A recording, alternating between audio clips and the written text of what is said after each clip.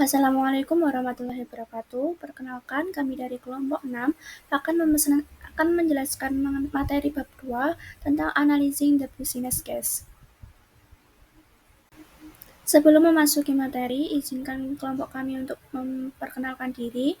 Anggota kami terdiri dari saya, Devita Leila Wisiarani, NPM 009, Nur Farhana Kurnianingsi, NPM 015, Josephine Gunawan, NPM 086, Kanya Septiani, NPM 131, dan Widya Devi Chandra Kirana, NPM 147. Baik, di sini saya akan menjelaskan mengenai strategic planning atau perencanaan strategis.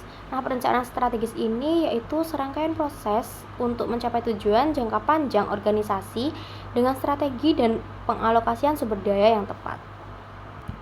Nah, dalam perencanaan strategis ini sendiri, langkah pertama yang harus dilakukan yaitu dengan menentukan mission statement atau pernyataan misi, di mana itu mencerminkan visi, tujuan, dan nilai-nilai perusahaan. Untuk misi perusahaan ini sendiri biasanya berfokus dalam menghadapi tantangan untuk tujuan jangka panjang, menjaga nilai dan komitmen perusahaan, serta memperhatikan kepentingan stakeholder perusahaan. Nah, setelah itu kita dapat menentukan sasaran prioritas tinggi atau biasa disebut faktor penentu keberhasilan atau critical success factor, di mana faktor itu harus dapat dicapai untuk nantinya dapat memenuhi misi dari perusahaan. Selanjutnya ada analisis SWOT atau SWOT analisis. Ini terdiri dari strength atau kekuatan, weakness atau kelemahan, opportunities atau peluang, dan juga threat atau ancaman. Untuk tujuannya ini sendiri untuk dapat menghindari pencapaian tujuan yang tidak realistis, tidak menguntungkan, dan juga kemungkinan tidak dapat dicapai oleh perusahaan. Analisis SWOT perusahaan ini biasanya meliputi pertanyaan mengenai apakah kekuatan kita dan bagaimana kita dapat menggunakannya untuk dapat mencapai tujuan bisnis kita. Apakah kelemahan kita dan bagaimana kita dapat mengurangi atau menghilangkannya? Ada juga apa saja peluang yang kita miliki dan bagaimana kita berencana untuk memanfaatkannya, dan juga apa saja ancaman yang kita hadapi dan bagaimana kita menilai, mengelola, dan juga meresponnya. Selanjutnya, the role of the IT department atau peran dari Departemen TI. Nah, dalam Departemen TI sendiri itu ada yang namanya analis sistem. Analis sistem itu adalah orang yang bertanggung jawab untuk memahami, merencanakan, dan mengelola sistem teknologi informasi. Nah, seorang analis sistem itu harus juga terlibat dalam perencanaan strategis. Karena seorang analis sistem itu sangat berpengaruh dalam keberhasilan atau menentukan keberhasilan dari proyek dari teknologi informasi itu sendiri. Nah, perencanaan yang cermat itu dapat membantu memastikan bahwasanya 3 hal. Yang pertama, proyek itu mendukung strategi bisnis dan kebutuhan operasional bisnis secara keseluruhan. Yang kedua, ruang lingkup proyek itu sendiri didefinisikan dengan baik dan dinyatakan dengan jelas. Dan yang ketiga, tujuan dari proyek itu realistis, dapat dicapai, dan terkait dengan perusahaan itu sendiri. Nah, dalam menjalankan tugasnya tentunya tim teknologi informasi atau tim analisis sendiri memiliki alat perencanaan bisnis atau strategi planning tools, di mana ada beberapa analis yang masih menggunakan alat yang tradisional, contohnya dengan menggunakan Microsoft Word dan juga Excel, dan juga ada juga yang sudah menggunakan teknologi yang lebih canggih, yaitu alat case. Dimana untuk case sendiri itu memiliki beberapa keunggulan. Yang pertama itu mampu untuk mengintegrasikan pernyataan, identitas, elemen data, model grafis, dan semuanya dalam satu keseluruhan struktur. Dan yang kedua itu memiliki konsistensi yang lebih baik. Dan yang ketiga, kualitasnya tentunya lebih baik. Dan yang keempat, dapat lebih memudahkan analis sistem itu sendiri dalam menjalankan tugasnya. Dalam proses perencanaan sistem, seorang tim TI atau sistem analis itu harus melakukan peninjauan yang tujuannya itu untuk mempertimbangkan keseluruhan tujuan dan juga kebutuhan dari teknologi informasi perusahaan itu sendiri, di mana seorang analis biasanya melakukan the business case atau kasus bisnis, di mana untuk studi kasusnya itu harus yang pertama itu harus komprehensif namun dapat mudah dipahami, dan juga yang kedua studi kasusnya itu harus mampu menjelaskan proyek dengan jelas.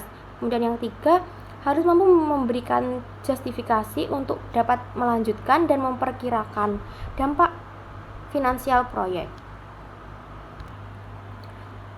Nah, studi kasus itu contohnya harus mampu menjawab pertanyaan-pertanyaan, misalkan mengapa kita mengerjakan proyek ini, kemudian bagaimana solusi untuk mengatasi permasalahan bisnis utama, dan berapa biaya dan berapa waktu yang dibutuhkan, dan juga beberapa pertanyaan lainnya. Dan kita masuk ke bab faktor yang mempengaruhi proyek sistem. Jadi faktor yang mempengaruhi proyek sistem itu terbagi menjadi dua faktor. Yang pertama ada faktor internal dan faktor eksternal. Nah, kita akan menjelaskan terlebih dahulu faktor internalnya. Yang pertama itu rencana strategis. Rencana strategis itu menekankan teknologi cenderung menciptakan iklim yang kondusif bagi proyek-proyek TI yang menjangkau seluruh organisasi. Yang kedua ada manajer puncak. Nah, karena dibutuhkan sumber daya yang signifikan, manajemen puncak biasanya memulai proyek berskala besar. Keputusan tersebut itu seringkali berasal dari tujuan bisnis strategis yang membutuhkan sistem TI baru, lebih banyak informasi untuk proses pengambilan keputusan, atau dukungan yang lebih baik untuk sistem informasi penting. Kemudian yang ketiga ada permintaan pengguna. Karena pengguna semakin bergantung pada sistem informasi, nah untuk menjalankan pekerjaan mereka, maka cenderung meminta lebih banyak layanan dan dukungan TI. Misalnya saja itu perwakilan penjualan mungkin meminta peningkatan situs web perusahaan, laporan analisis penjualan yang lebih canggih, jaringan untuk menghubungkan semua lokasi penjualan, atau sistem daring yang memungkinkan pelanggan mengetahui status pesanan mereka secara instan. Kemudian yang keempat itu ada Departemen Teknologi Informasi. Staf TI seringkali memberikan rekomendasi berdasarkan pengetahuan mereka tentang operasi bisnis dan teknologi proposal. Nah, proposal TI ini mungkin bersifat teknis, seperti penggantian komponen jaringan tertentu, atau saran mungkin lebih berorientasi bisnis.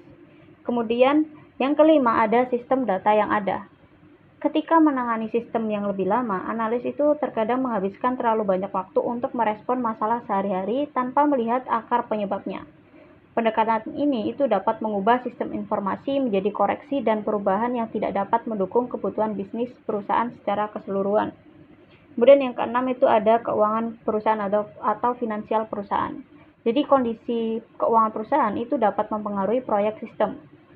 Jika perusahaan sedang mengalami masa sulit, proyek dapat ditunda sehingga tersedia lebih banyak dana untuk membiayainya. Di sisi lain, jika perusahaan sedang menikmati kesuksesan finansial, keputusan untuk memulai proyek baru mungkin lebih mudah dibuat. Kita lanjut ke faktor selanjutnya, yaitu faktor eksternal. Jadi di dalam faktor eksternal itu perubahan teknologi. Jadi perubahan teknologi itu merupakan kekuatan yang cukup besar untuk mempengaruhi bisnis dan masyarakat secara umum. Sehingga di sini tuh contohnya kita bisa lihat dari perkembangan telekomunikasi ditambah dengan peningkatan daya komputasi dan miniaturisasi komponen elektronik yang berkelanjutan, sehingga dapat menciptakan industri dan teknologi baru, termasuk perkembangan smartphone dan ekosistem aplikasi. Selanjutnya itu ada supplier. Jadi hubungan dengan pemasok itu sangatlah penting, atau hubungan dengan supplier itu sangatlah penting. Contohnya saja itu sebuah perusahaan otomotif mungkin mengharuskan pemasok untuk mengkodekan komponen mereka dengan cara tertentu agar sesuai dengan sistem pengendalian inventaris perusahaan otomotif tersebut. Selanjutnya itu ada pelanggan. Pelanggan juga sangat penting bagi bisnis apapun. Nah, sistem informasi yang berinteraksi dengan pelanggan biasanya itu mendapat prioritas utama. Banyak perusahaan itu menerapkan manajemen hubungan pelanggan (CRM) sistem yang mengintegrasikan semua peristiwa dan transaksi yang berkaitan dengan pelanggan, termasuk aktivitas pemasaran, penjualan, dan layanan pelanggan. Kemudian yang keempat itu ada kompetitor. Nah, persaingan itu mendorong banyak keputusan sistem informasi. Misalnya saja itu jika suatu penyedia telepon seluler menawarkan jenis layanan digital baru, perusahaan lain harus mengikuti rencana tersebut agar tetap kompetitif. Yang kelima itu ada aktivitas ekonomi. Aktivitas ekonomi itu memiliki pengaruh yang kuat terhadap manajemen informasi perusahaan. Dalam periode ekspansi ekonomi, perusahaan perlu siap dengan sistem yang terukur dan mampu menangani volume dan pertumbuhan tambahan. Yang terakhir yaitu yang keenam itu ada peraturan pemerintah. Peraturan pemerintah federal, negara bagian dan lokal itu secara langsung mempengaruhi desain sistem informasi perusahaan. Misalnya saja persyaratan pelaporan IRS yang mutakhir harus dirancang ke dalam paket penggajian. Lalu selanjutnya itu ada sistem pemrosesan permintaan. Jadi ada 3 komponen dari sistem pemrosesan permintaan. Yang pertama ada formulir permintaan sistem, yang kedua ada alat permintaan sistem, yang ketiga ada komite peninjau sistem. Nah, kita bahas dulu yang formulir permintaan sistem. Jadi sebagian besar organisasi itu menggunakan formulir khusus untuk permintaan sistem yang dirancang dengan menyederhanakan proses permintaan dan memastikan konsistensi, serta dilengkapi instruksi yang jelas pada perusahaan menggunakan sistem online dengan meminta formulir yang pengguna kirimkan secara elektronik, sehingga formulir itu dapat diproses secara otomatis. Saat formulir permintaan sistem diterima analis sistem atau manajer TI, memeriksa untuk menentukan sumber daya TI yang diperlukan untuk penyelidikan awal. Kemudian yang kedua itu alat permintaan sistem. Saat jumlah permintaan yang dikirimkan melalui formulir otomatis menjadi signifikan, atau kalau permintaan berasal dari sumber internal dan pelanggan eksternal, terdapat alat permintaan sistem yang dapat digunakan untuk membantu mengelola alur kerja. Kemudian yang ketiga itu komite peninjau sistem. Biasanya perusahaan besar itu menggunakan peninjau sistem untuk mengevaluasi permintaan sistem. Sebuah komite itu meliputi direktur TI dan beberapa manajer atau perwakilan dari departemen lain. Biasanya direktur TI bertindak sebagai konsultansi teknik untuk menentukan atau memastikan bahwa anggota komite mengetahui isu penting, masalah, dan peluang. Nah, kelemahannya itu adalah tindakan atas permintaan itu harus menunggu sampai bertemu komite, lalu para anggotanya mungkin lebih menyukai proyek yang diminta oleh departemen mereka masing-masing. Dan perbedaan politik internal dapat menunda pengambilan keputusan. Kemudian pada perusahaan kecil itu hanya mengandalkan satu orang untuk mengevaluasi permintaan sistem.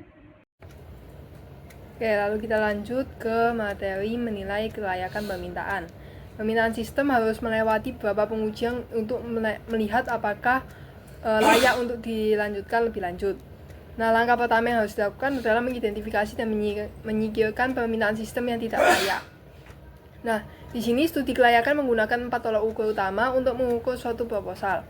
Di sini sesuai gambarnya ada yang pertama kelayakan operasional, kelayakan ekonomi, kelayakan teknis, dan kelayakan jadwal.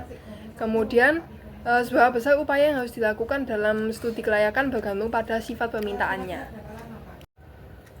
Nah, sesuai pembahasan yang tadi ada 4 tolak ukur. Pertama ada kelayakan operasional. Kelayakan operasional berarti bahwa sistem yang diusulkan akan digunakan secara efektif setelah dikembangkan. Jika pengguna mengalami kesulitan dengan sistem baru, maka sistem tersebut tidak akan memberikan manfaat yang diharapkan. Maka di sini ada beberapa pertimbangan, yaitu yang pertama, apakah sistem ini akan mempercepat produksi? Bisakah Anda mengurangi jumlah karyawan?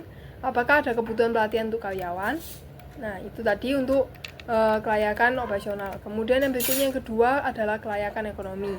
Di sini kelayakan ekonomi berarti bahwa manfaat yang diproyeksikan dari sistem yang diusulkan lebih besar daripada perkiraan biaya yang biasanya dianggap sebagai total biaya kepemilikan atau TCO.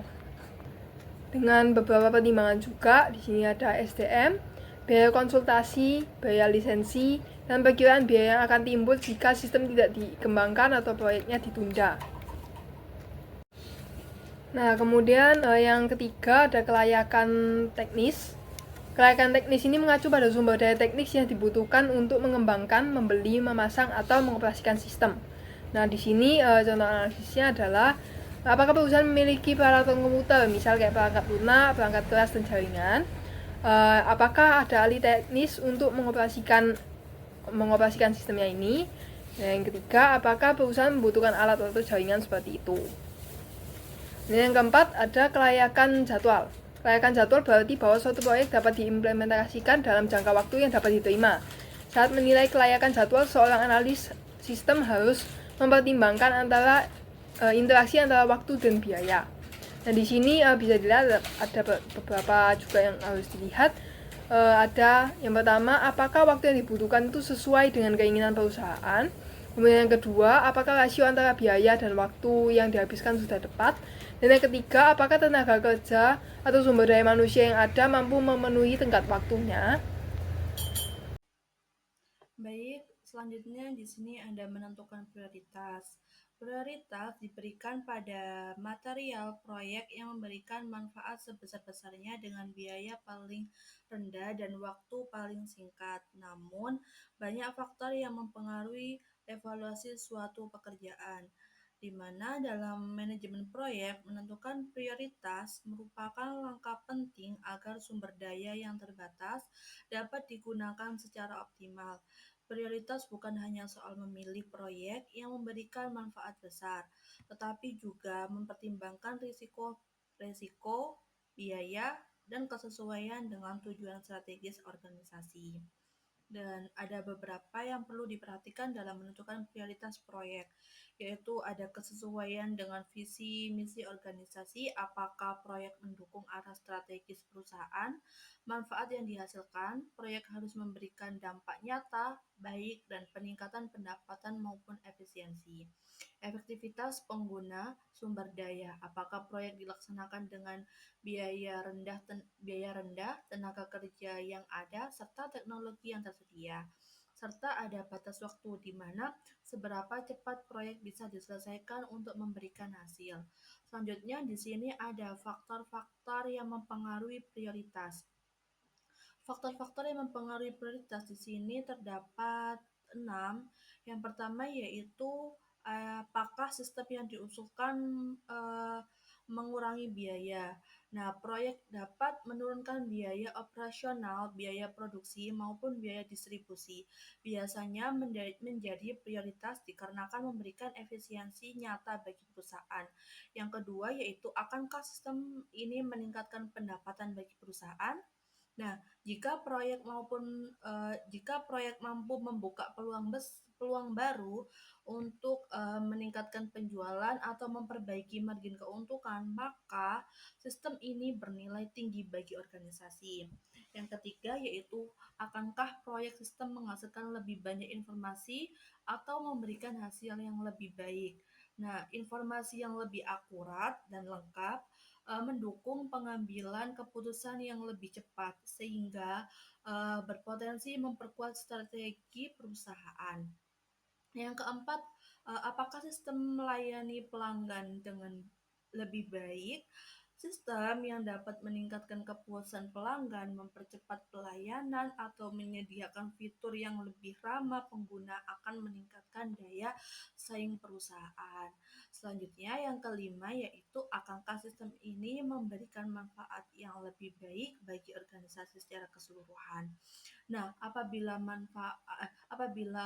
manfaat bisa berupa efisiensi lintas divisi, peningkatan koordinasi internal, atau dukungan terhadap strategi jangka panjang organisasi.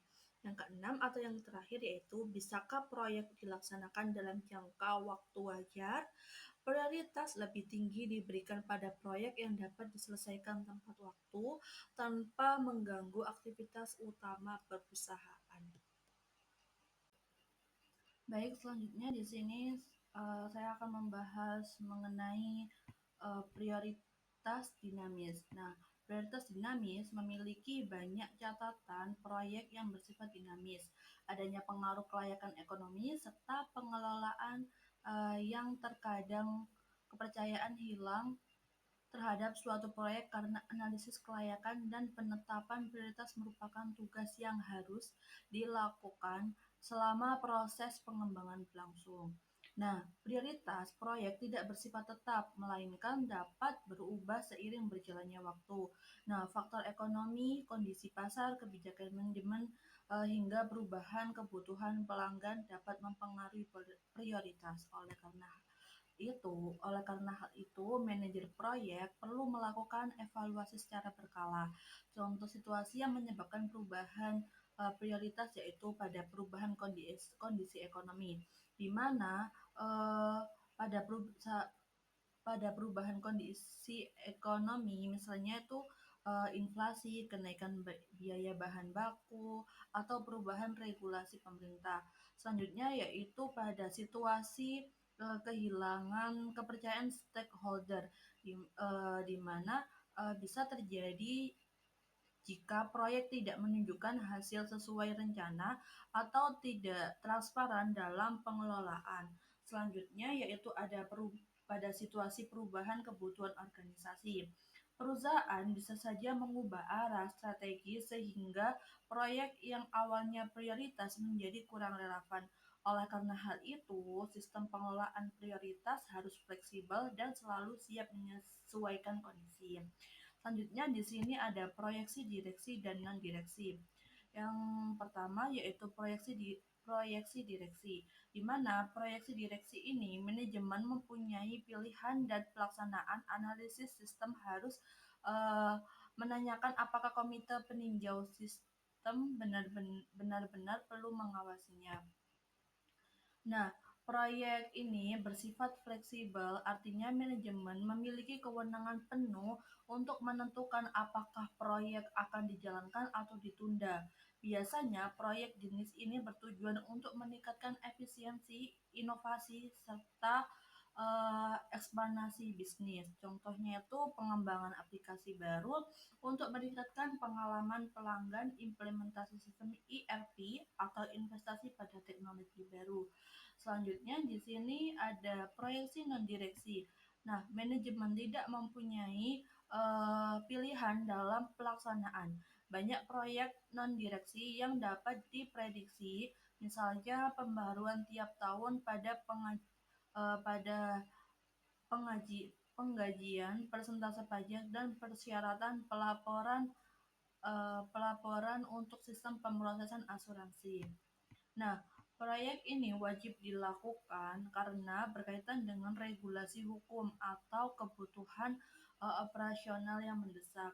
Manajemen tidak memiliki pilihan untuk menunda atau membatalkan, karena konsekuensinya bisa berupa sanksi hukum atau gangguan operasional. Contohnya itu pembaharuan sistem untuk menyesuaikan regulasi perpajakan baru, pengembangan sistem keamanan data untuk memenuhi standar pemerintah, atau laporan wajib ke otoritas keuangan. Materi selanjutnya yaitu the preliminary investigation atau investigasi awal. Ada 3 poin penting akan kita bahas mengenai investigasi awal ini, yaitu yang pertama mengenai perencanaan investigasi awal, kemudian yang kedua yaitu melakukan investigasi awal, dan yang ketiga yaitu membuat laporan atau semacam rangkuman dari pelaksanaan investigasi awal. Yang pertama yaitu planning the preliminary investigation atau perencanaan investigasi awal. A system analyst conducts a preliminary investigation to study the system request and recommend specific action. The end product of the preliminary investigation is a report to management. Jadi seorang analis sistem melakukan investigasi awal itu untuk mempelajari adanya permintaan sistem dan merekomendasikan tindakan yang benar untuk mengatasi permintaan dari sistem tersebut. Nah, kemudian analisis ini akan mengumpulkan data atau mengumpulkan fakta tentang masalah atau peluang, ruang lingkup dan kendala proyek, manfaat proyek, serta perkiraan waktu dan biaya pengembangan dari adanya permintaan sistem tersebut. Hasil akhir dari investigasi awal ini berupa laporan yang nantinya akan diberikan kepada manajemen. Yang kedua yaitu ada performing the preliminary investigation atau melakukan investigasi awal. Nah, selama melakukan investigasi awal, seorang analis sistem ini mengikuti beberapa langkah. Di sini ada 5 langkah yang harus dilakukan oleh investigasi awal, yaitu yang pertama understand the problem or opportunity, yaitu memahami masalah atau peluang. Nah, teknik yang digunakan untuk menyelidiki masalah yaitu dengan menyatakan masalah tersebut dengan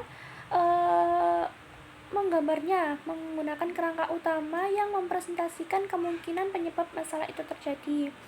Nah, biasa dengan kata lain itu sistem analis itu akan meringkas atau menggambar suatu masalah itu menjadi beberapa bagian yang akan dikerjakan terlebih dahulu. Kemudian yang kedua yaitu define the project scope and constraint, yaitu menentukan cangkupan dan kendala saat menjalankan permintaan tersebut, yaitu mendefinisikan batasan spesifik atau cakupan proyek, seperti pernyataan bahwa penggajian itu tidak diproses secara akurat. Selain itu, menentukan ruang lingkup proyek, kendala apapun juga harus diidentifikasi. Nah, kendala ini dapat mencakup keterbatasan pada perangkat keras, perangkat lunak, waktu, kebijakan, hukum, dan biaya. Langkah yang ketiga yaitu perform fact-finding atau melakukan pencarian data. Nah, tujuan dari pencarian data ini untuk mengumpulkan data-data yang berisikan kegunaan, biaya, manfaat, dan jadwal proyek. Nah, pencarian data ini melibatkan beberapa teknik, yaitu analis organization chart atau menganalisis background organisasi, kemudian review documentation atau meninjau dokumentasi, observer operation atau mengamati operasi, and conduct a user survey, yaitu atau melakukan survei pengguna. Nah, yang langkah keempat yaitu studi usability, cost, benefit, and schedule data atau mempelajari data, kegunaan, biaya, manfaat, dan jadwal. Nah, di sini dalam mengumpulkan fakta, data itu dikumpulkan mengenai perkiraan biaya proyek, manfaat yang nantinya akan didapatkan, dan masalah jadwal yang mempengaruhi implementasi dalam permintaan sistem. Nah, apabila jika data biaya dan manfaat itu dikumpulkan, nantinya akan menemukan analis keuangan dan laporan dampak yang dapat disusun menggunakan spreadsheet atau alat bantu lainnya. Yang kelima yaitu mengenai langkah evaluate feasibility atau mengevaluasi kelayakan. Nah, hal-hal yang perlu dipertimbangkan dalam evaluasi kelayakan yaitu ada operational feasibility, technical feasibility, economic feasibility, kemudian schedule feasibility. Yang pertama yaitu mengenai operational feasibility, yaitu pencarian fakta seharusnya mencakup tinjauan kebutuhan, persyaratan, dan ekspektasi pengguna. Nah, ketika data ini dianalisis, maka kita sebagai seorang analis harus mencari area yang mungkin menimbulkan masalah bagi pengguna sistem dan bagaimana cara mengatasi permasalahan tersebut. Kemudian technical feasibility atau kelayakan teknik, dengan menggunakan data temuan fakta, perangkat analis keuangan dapat diterapkan untuk menilai adanya kelayakan. Nah, data biaya manfaat merupakan faktor yang sangat penting dalam mempertimbangkan suatu kelayakan sistem tersebut. Selain itu, estimasi biaya untuk tim pengembangan proyek akan dimasukkan ke dalam rencana manajemen proyek. Selanjutnya yaitu economic feasibility atau kelayakan ekonomi. Data temuan fakta harus mengidentifikasi adanya sumber daya perangkat keras, perangkat lunak, dan jaringan yang dibutuhkan untuk mengembangkan, memasang, dan mengoperasikan sistem. Dengan data ini, daftar periksa dapat disusun yang akan menyoroti biaya dan masalah teknis jika memang ada membutuhkan biaya atau masalah yang nantinya ditemukan. Terakhir yaitu schedule feasibility atau kelayakan jadwal. Nah, dari data temuan fakta itu harus mencakup ekspektasi pemangku kepentingan mengenai waktu dan tanggal penyelesaian yang dapat diterima. Data jadwal akan dimasukkan ke dalam rencana proyek dalam bentuk durasi tugas dan milestone. Terakhir yaitu summarizing the preliminary investigation atau merangkum investigasi awal. Nah, tugas akhir dalam investigasi awal itu yaitu merangkum hasil dan rekomendasi atau dapat dikatakan sebagai membuat laporan yang dapat disampaikan kepada manajemen dalam sebuah presentasi. Nah, laporan ini mencakup evaluasi permintaan sistem, estimasi biaya dan manfaat, serta kasus tindakan. Nah, typical report might consist of the following section. Ini terdiri dari introduction, system request summary, findings, recommendation, project rules, times and cost estimation, expected benefit, dan appendix. Introduction sendiri itu berisikan deskripsi singkat tentang sistem, nama orang atau kelompok yang melakukan investigasi dan nama-nama orang yang memulai investigasi awal ini. Kemudian sistem request summary atau ringkasan permintaan sistem ini menjelaskan permintaan sistem yang akan dilakukan pada investigasi awal. Kemudian ada findings atau temuan, yaitu berisikan hasil investigasi awal yang mencangkup deskripsi ruang lingkup, kendala, dan kelayakan proyek. Yang keempat ada recommendation atau rekomendasi, di mana rekomendasi ini mencakup yang digunakan untuk membuat keputusan akhir yang mencakup masukan dari Departemen Teknologi Informasi. Kemudian project rules, yaitu peran proyek ini pada laporan mencantumkan orang-orang yang berperan atau berkontribusi dalam proyek dan menjelaskan masing-masing dari peran mereka. Kemudian times and cost estimation atau estimasi waktu dan biaya, itu menjelaskan biaya perolehan, pemasangan sistem, dan total biaya kepemilikan selama sistem itu dipakai. Kemudian expected benefit atau manfaat yang diharapkan, yaitu mencakup manfaat berwujud dan manfaat yang tidak berwujud yang dapat diantisipasi, serta jadwal yang menunjukkan kapan manfaat tersebut itu terjadi. Dan terakhir yaitu appendix atau lampiran, contohnya seperti wawancara yang dilakukan itu mencantumkan dokumentasi dari wawancara dan sumber lain yang diperoleh. Sekian presentasi dari kelompok kami, kurang lebihnya kami mohon maaf. Wassalamualaikum warahmatullahi wabarakatuh.